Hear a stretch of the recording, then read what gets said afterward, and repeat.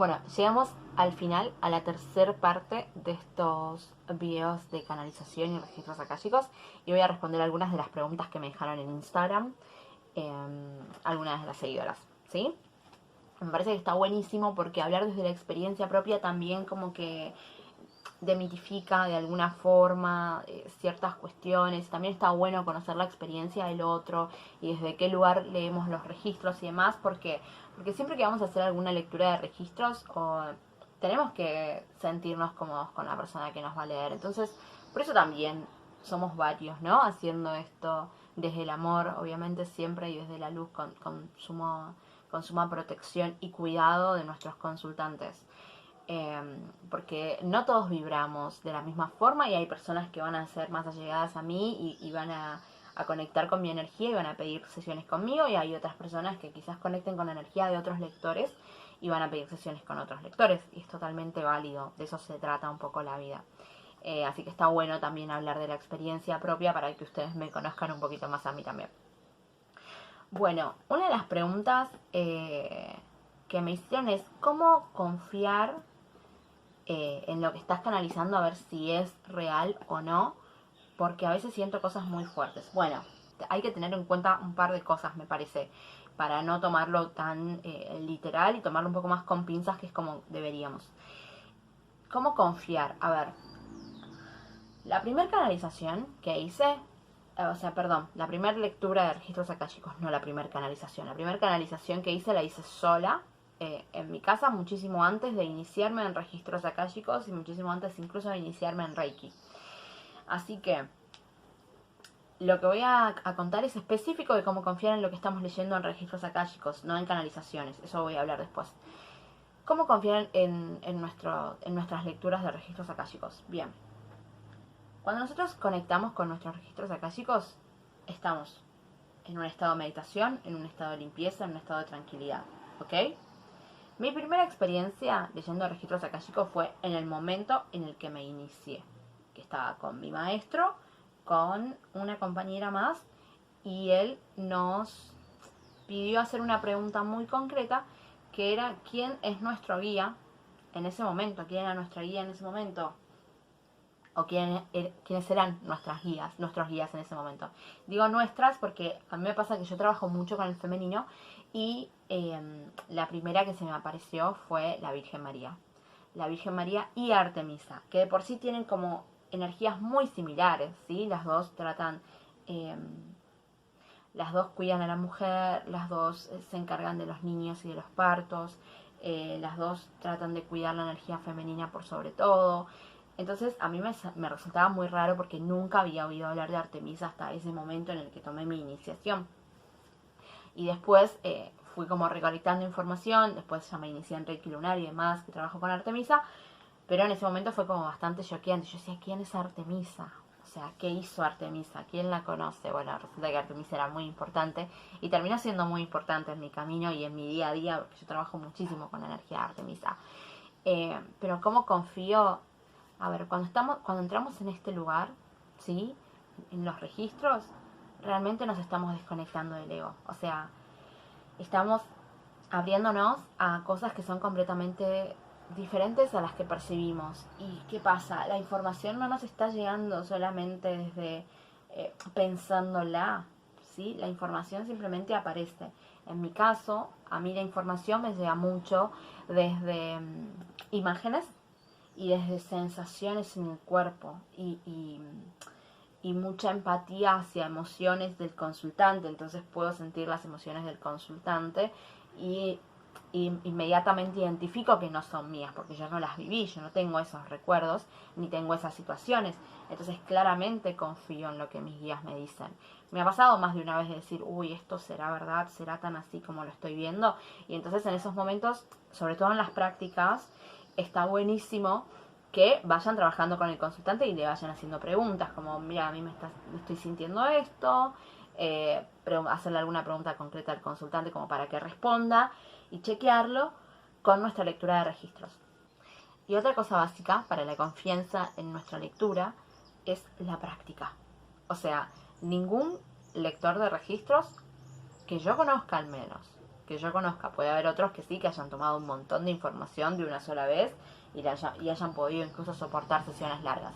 Yo empecé muy a poco, yo empecé trabajando conmigo y las preguntas eran muy concretas, muy específicas de algo chiquitito, abría, cerraba, después empecé a probar con familiares y con amigos, hacía alguna pregunta concreta, trataba de que sea la pregunta lo más concreta posible para que la respuesta se dé de esa manera.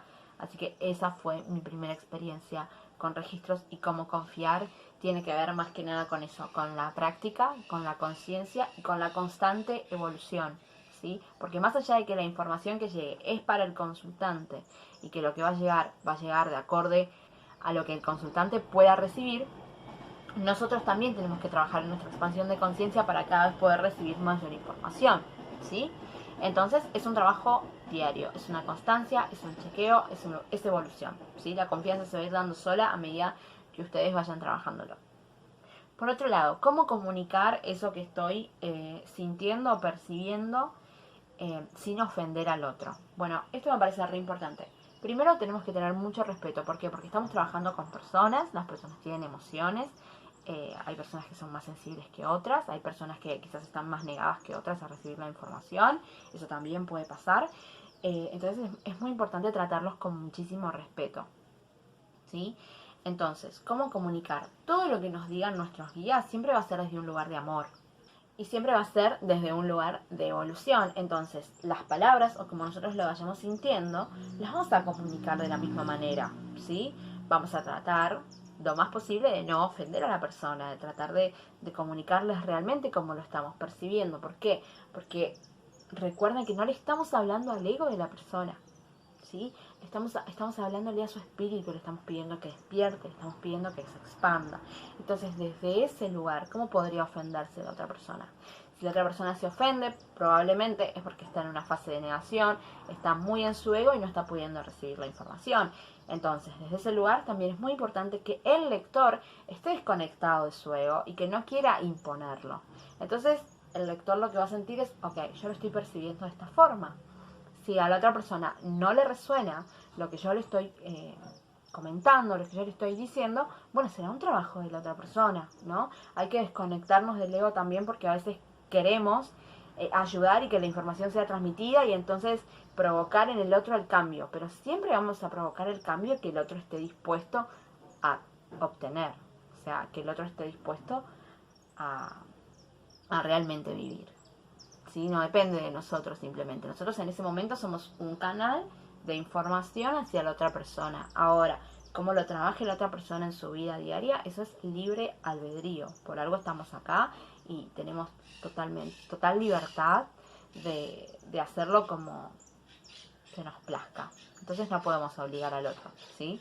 En esos casos a veces quizás lo que hago después es decir, bueno, quizás con esta persona yo prefiero no trabajar más, o recomendarla con alguna otra persona, o recomendarle algún otro tipo de terapia, no este tipo de cosas. Bien. Otra pregunta que me llegó fue, ¿puedo quedar atrapado en otra vida? No. No va a pasar. Acuérdense que siempre hacemos un buen anclaje, siempre hacemos una meditación. El consultante no va a quedar atrapado en otra vida. ¿Por qué? Porque es el lector quien está recibiendo la información para él y quien se la va diciendo. Entonces el que va viéndolo es el lector, o sea, nosotros, en este caso yo. Por otro lado, yo también realizo regresiones akáshicas, y las regresiones que realizo para ver vidas pasadas tampoco implican hipnosis o ningún estado durmiente del consultante. Por lo tanto, tampoco va a quedar atrapado, ¿sí? Sino que nosotros lo vamos a guiar a través de una visualización y sanaremos lo que haya que sanar. Pero no hay chances de quedar atrapados, siempre se hace una meditación para entrar, abrimos, anclamos, nos quedamos, buscamos la información, cerramos, volvemos a nuestro día a día. Ahora, si después se nos aparece información mediante sueños, mediante símbolos, o de repente escuchamos cosas o sentimos cosas, bueno, es también porque estuvimos trabajando tanto en nuestro campo energético que hay cosas que se van a ir manifestando probablemente para que continuemos esta sanación, ¿sí? Y por último, ¿cómo iniciarme en registros akáshicos? Bueno, para iniciarte en registros akáshicos, lo primero que necesitas es un maestro.